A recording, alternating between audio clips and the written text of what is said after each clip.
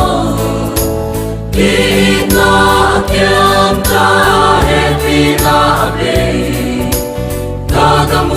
Angmasialna kidim Toupa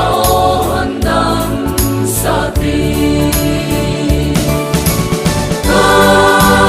Toupa hondamsak-in Marapan honden inla mite Sualna inla Sualna vang liamsa Toupa hondamsak-in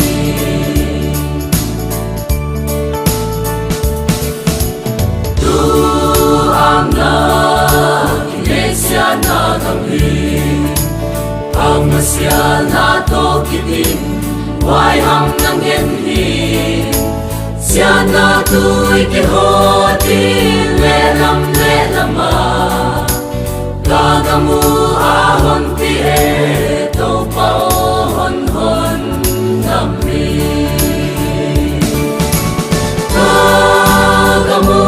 Toupa hondamsak-in Marapan honden inla mite Sualna inla Sualna vang liamsa Toupa hondamsak-in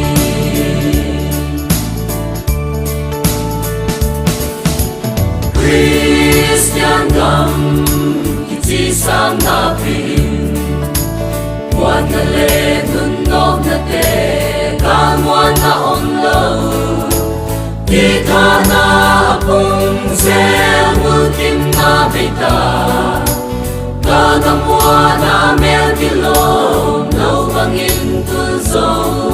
tae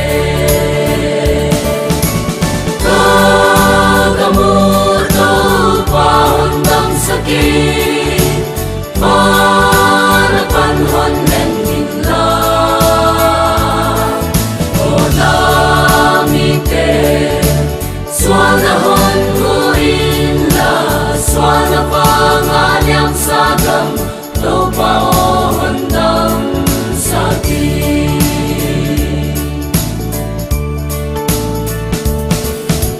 Toupa siatnate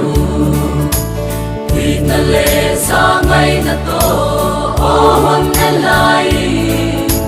na mite kisik